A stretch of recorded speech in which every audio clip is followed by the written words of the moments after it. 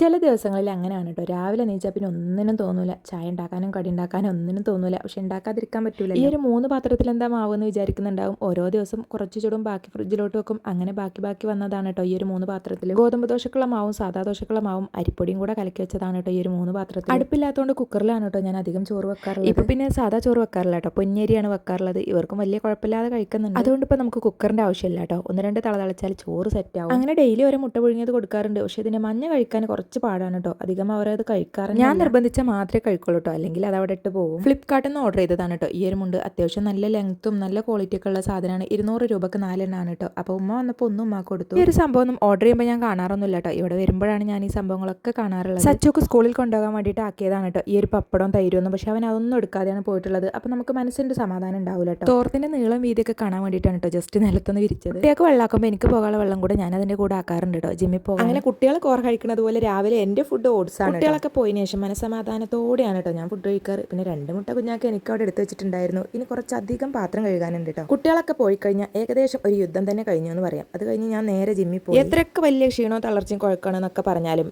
ഈ ഒരു സ്പോട്ടിൽ എത്തിക്കഴിഞ്ഞാൽ നമുക്കതൊക്കെ മാറിക്കിട്ടും. അപ്പം ഞങ്ങളൊക്കെ ഷൂ വെക്കുന്ന ഒരു ഏരിയയാണ് കേട്ടോ ഇത്. ഞങ്ങൾ ദിവസം അങ്ങോട്ടും ഇങ്ങോട്ടൊന്നും കൊണ്ടുവരലൊന്നും ഇല്ല. ഏതായാലും ജിമ്മിൽ പോകാൻ തുടത്തിയിട്ട് കുറച്ചധികം അസുഖങ്ങളൊക്കെ മാറി കിട്ടിയിട്ടുണ്ട് കേട്ടോ. അതായത് നമ്മുടെ ശരീരം അത്യാവശ്യം നല്ലപോലെ ഇളകുന്നുണ്ടല്ലോ. വീട്ടിലാകുമ്പോൾ പിന്നെ അങ്ങനെ ഇളകൂലല്ലോ. അങ്ങനെ ഞാൻ നേരെ വീട്ടിലെത്തി. അപ്പോൾ ഇതാ അടുത്തൊരു സംഭവം എത്തിയിട്ടുണ്ട് കേട്ടോ. ഇതും ഓർഡർ ചെയ്തതൊന്നും ഞാൻ അറിഞ്ഞിട്ടില്ല കേട്ടോ. അതായത് നമ്മുടെ ബെസ്വില്ലിൻ്റെ കോഫി പൗഡറാണ് കേട്ടോ. ഞങ്ങൾ 4 അടിപൊളി ഫേവറേറ്റ് ആണ് കേട്ടോ ഇത്. ഇതിത്തെ ഓരോ ഫ്ലേവറും ഒന്നിനൊന്നിനും മെച്ചാണ് കേട്ടോ. അടിപൊളി കോഫി എന്ന് പറഞ്ഞാൽ വേറെ ഇവിടുന്ന് നമ്മൾ ഏത് കോഫി പൗഡർ ഇട്ടിട്ട് കോഫി ഉണ്ടാക്കിയാലും ഈ ഒരു ടേസ്റ്റ് വരില്ല കേട്ടോ. ഇതിൽ 4 ഫ്ലേവർ ഉണ്ട് കേട്ടോ. വാനില, ഹാസൽനട്ട്, ക്ലാസിക്, പിന്നെ ഒന്നും കൂടെ ഉണ്ട് കേട്ടോ. അങ്ങനെ 3-4 ഫ്ലേവർ. അങ്ങനെ അതൊക്കെ ഒതുക്കി പെറുക്കി വെച്ച് ഞങ്ങൾ നേരെ സച്ചുവിന്റെ സ്കൂളിലോട്ട് വിട്ടു. അവന്റെ സ്കൂളിൽ നിന്ന് പാരന്റ്സ് മീറ്റിംഗ് ആണ്. എക്സാം കഴിഞ്ഞാൽ പിന്നെ എന്തായാലും ഈ ഒരു ചടങ്ങ് കഴിഞ്ഞേ മതിയാവുള്ളൂ. അങ്ങനെ ഞാനും കുഞ്ഞാക്കിയാണ് പോയിട്ടുണ്ടായിരുന്നത്. പോകുമ്പോൾ തന്നെ അവൻ പറഞ്ഞിട്ടുണ്ടായിരുന്നു കേട്ടോ, വരുമ്പോൾ എന്നെയും കൂട്ടിയിട്ട് തന്നെ വരണം, ഞാനും നിങ്ങളുടെ കൂടെ വരുന്നതാണെന്ന്. അപ്പോൾ അവനെയും കൂട്ടിയിട്ടാണ് പോന്നിട്ടുള്ളത്. അങ്ങനെ അവന്റെ കൂട്ടുകാർക്ക് ടാറ്റയും കൊടുത്ത് ഞങ്ങൾ അവിടുന്ന് നേരെ വന്നു കേട്ടോ. ചെറിയൊരു കഫക്കെട്ടുള്ളതുകൊണ്ട് തന്നെ വോയിസ് കൊടുക്കുമ്പോൾ ഭയങ്കര പ്രശ്നമാണ് കേട്ടോ തൊണ്ടക്ക്. ഉച്ചക്കത്തെ ചോറൊന്നും കഴിക്കാതെയാണ് പോയിട്ടുണ്ടായിരുന്നത്. അതുകൊണ്ട് തന്നെ നല്ല വിശപ്പുണ്ടായിരുന്നു കേട്ടോ. വീട്ടിലെത്തിയിട്ട് വേണം അത്യാവശ്യം നല്ലപോലെ ഒന്ന് ഫുഡ് കഴിക്കാനെന്ന് വിചാരിച്ചിട്ട് അങ്ങനെ നേരെ വീട്ടിലിരുന്ന് ഡയറ്റ് ചെയ്യുന്നത് പോലെ അല്ല കേട്ടോ ജിമ്മിൽ പോയി ഡയറ്റ് ചെയ്യുന്നത്. കാരണം ജിമ്മിൽ പോയി കഴിഞ്ഞാൽ അത്യാവശ്യം നല്ല പോലെ വിശപ്പുണ്ട്. അതുകൊണ്ട് നമുക്ക് ഡയറ്റ് എടുക്കാനൊന്നും പറ്റുന്നില്ല. അങ്ങനെ രാത്രി ഞങ്ങളൊരു സ്ഥലം വരെ പോയിട്ടുണ്ടായിരുന്നു. അത് ഞാൻ അടുത്ത വീഡിയോയിൽ ഇടുന്നതാണ് കേട്ടോ. അപ്പോൾ സബ്സ്ക്രൈബ് ചെയ്യാൻ മറക്കല്ലേ. കൂടെ തന്നെ ഒരു ലൈക്കും കമൻറ്റും.